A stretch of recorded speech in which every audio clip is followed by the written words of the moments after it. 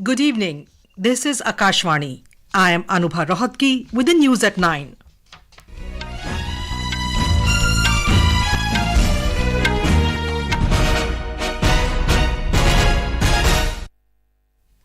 The headlines. Prime Minister Narendra Modi lays foundation stone and inaugurates several development projects worth over 12,600 crore rupees at Jabalpur in Madhya Pradesh. Sikkim Chief Minister P.S. Tamang chairs meeting to assess disaster situation in the state. Relief and rescue operation in full swing. New Delhi reiterates call for reduction in Canadian diplomats in India to achieve parity in terms of diplomatic presence. Nobel Prize in Literature awarded to Norwegian author Jon Fosse for innovative plays and prose. At the Hangzhou Asian Games in China, India's medal tally reaches 86, including 21 gold, 32 silver and 33 bronze. And in the opening match of ICC Cricket World Cup, New Zealand beat defending champion England by 9 wickets at Motera, Ahmedabad.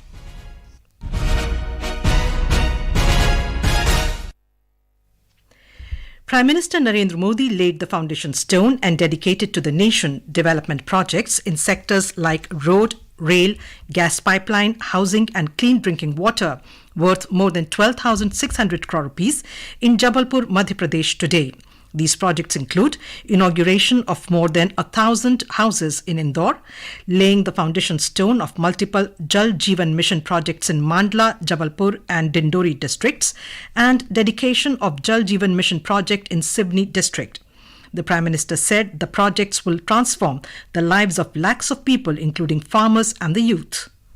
कुल 12,000 करोड़ रुपए से अधिक के विकास कार्यों का शिलान्यास और लोकार्पण हुआ है। पानी और गैस की पाइपलाइन हो या फिर 4 लेन सड़कों का नेटवर्क, ये लाखों लाख लोगों का जीवन बदलने वाले प्रोजेक्ट है। इससे यहाँ के किसानों को तो लाभ होगा ही होगा, नए कारखाने और फैक्ट्रियां लगेगी, हमारे नौजवानों को यहीं पर रोजगार मिलेगा। The Prime Minister performed Bhumi Pujan of Virangana Rani Durgavati Smarak in Jabalpur in line with the 500th birth centenary celebrations of Rani Durgavati. He also released a postal stamp in memory of Rani Durgavati. On this occasion, the Prime Minister said that the previous governments had forgotten to give respect to the great men of India and to the tribal society.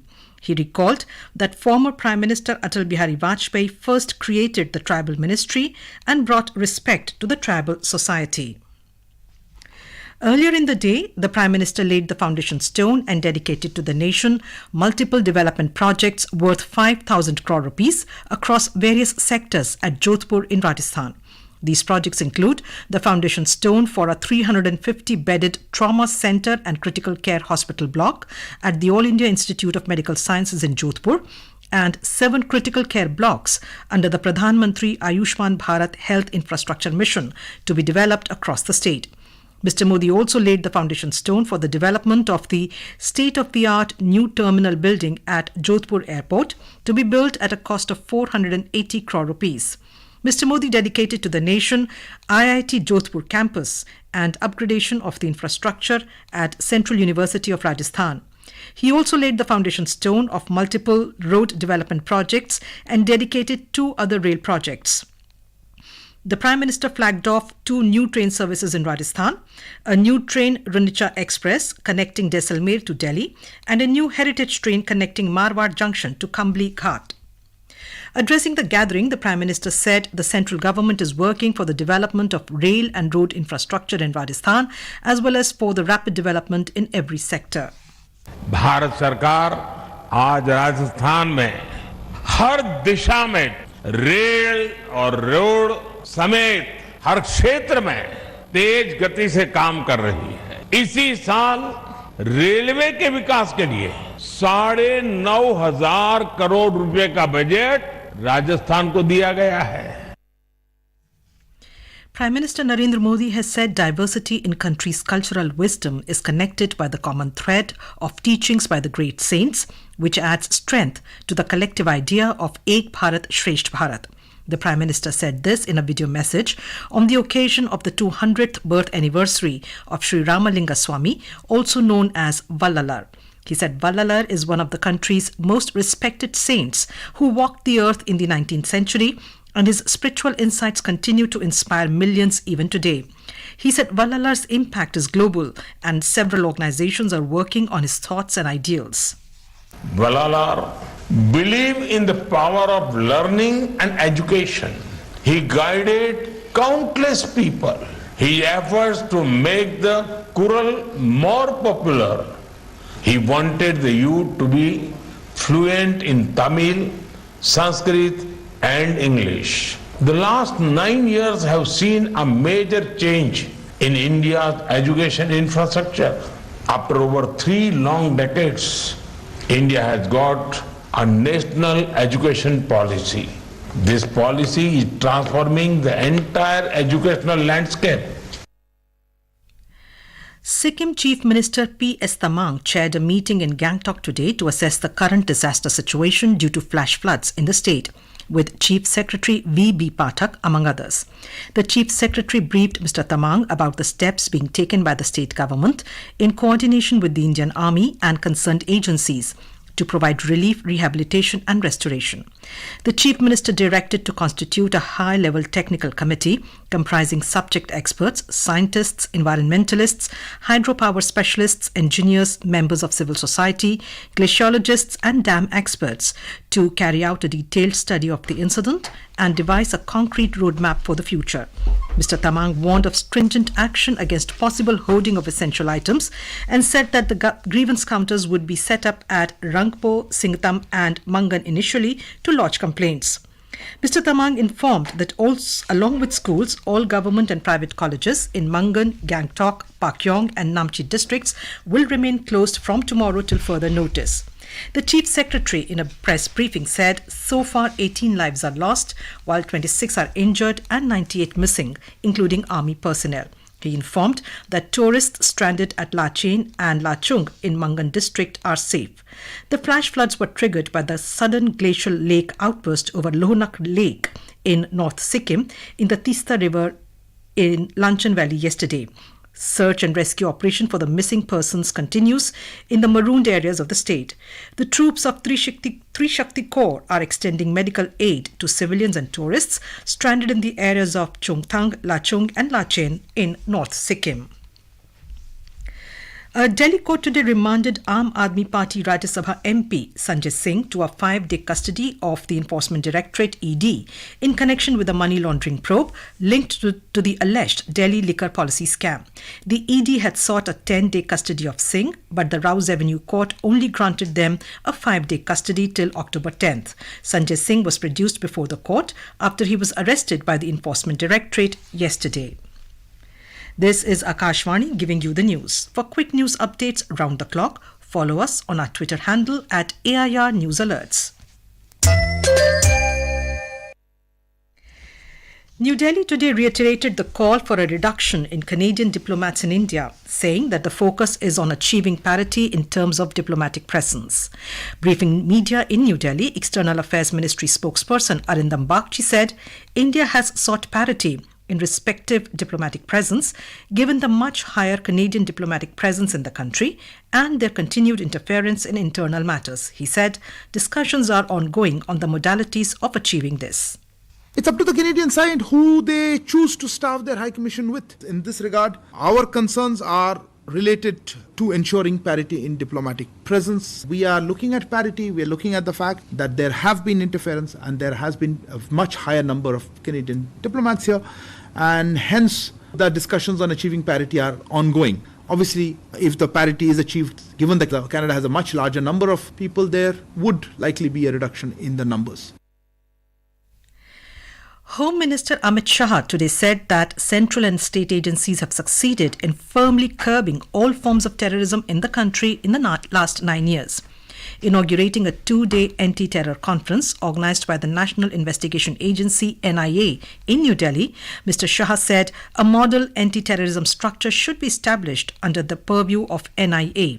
He said the hierarchy, structure and SOPs of investigation of all anti-terrorism agencies in all states should be made uniform for better coordination between central and state agencies. The Home Minister emphasized that all anti-terrorism agencies must adopt such a ruthless approach so that a new terrorist organization cannot be formed. Norwegian author Jon Fosse has been awarded the 2023 Nobel Prize in Literature. The Swedish Academy said Fosse has been awarded for his innovative plays and prose, which give voice to the unsayable. It added that he is today one of the most widely performed playwrights in the world and has become increasingly recognized for his prose. It said the human condition is the central theme of Fosse's body of work, irrespective of the genre. At the Hangzhou Asian Games in China, India's medals tally has reached 86, including 21 gold, 32 silver and 33 bronze. This is India's best ever performance at the Asian Games, surpassing the previous best of 70 medals at the 18th edition in Jakarta. A report.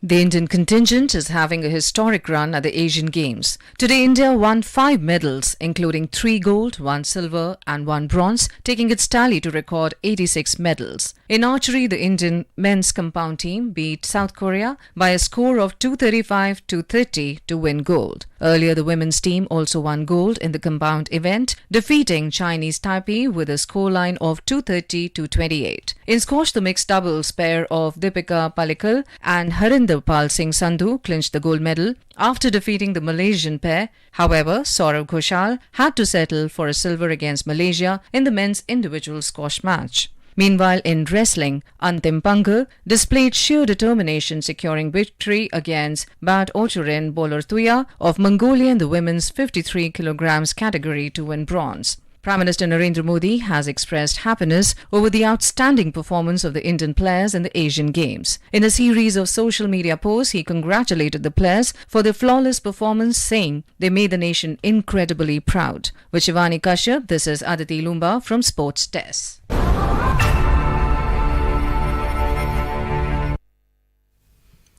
Union Minister for Youth Affairs and Sports Anurag Singh Thakur has said that India's soft power in the world has to be further strengthened, and it could be done through sports, culture and cinema. He was speaking after inaugurating a 2-day state-level youth festival at Raipur in Chhattisgarh today. युवा साथियों, ये soft power है. ये soft power आपकी sports के नाते भी हो सकती है, संगीत और कला के नाते भी हो सकती है और सिनेमा के नाते भी. दुनिया के किसी देश में जाकर आप भारत की धूम और भारत की धुन बजा सकते हो. तो हमें भारत की सॉफ्ट पावर को भी और ताकतवर करना है. On this occasion, Mr. Thakur also announced the establishment of 2 centres under the Khelo India scheme at Rawatpura University in Raipur. In cricket, on the opening day of the ICC World Cup, New Zealand defeated England by 9 wickets at the Narendra Modi Stadium in Motera, Ahmedabad this evening. England had set a target of 283 runs. Riding on the centuries scored by Devon Conway and Rachin Ravindra, New Zealand achieved the target in 36.2 overs, losing only 1 wicket. Earlier, they won the toss and opted to bowl first. Key domestic share indices today ended more than 0.5% up. The BSE Sensex closed above the 65,600 mark, while the NSE Nifty ended near the 19,550 points mark. Both indices rose amid mixed global cues. The Sensex finished 406 points up at 65,632, while the Nifty settled 110 points up at 19,546. And now, before we end the bulletin, the headlines once again. Prime Minister Narendra Modi lays foundation stone and inaugurates several development projects worth 12,600 crore rupees at Jabalpur in Madhya Pradesh. Sikkim Chief Minister P.S. Tamang chairs meeting to assess disaster situation in the state, relief and rescue operation in full swing. New Delhi reiterates call for reduction in Canadian diplomats in India to achieve parity in terms of diplomatic presence. Nobel Prize in Literature awarded to Norwegian author Jon Fosse for innovative plays and prose. At the Hangzhou Asian Games in China, India's medals tally reaches 86, including 21 gold, 32 silver and 33 bronze. And in the opening match of the ICC Cricket World Cup, New Zealand beat defending champion England by 9 wickets at Motera in Ahmedabad. And that is all in the news at 9. Good night.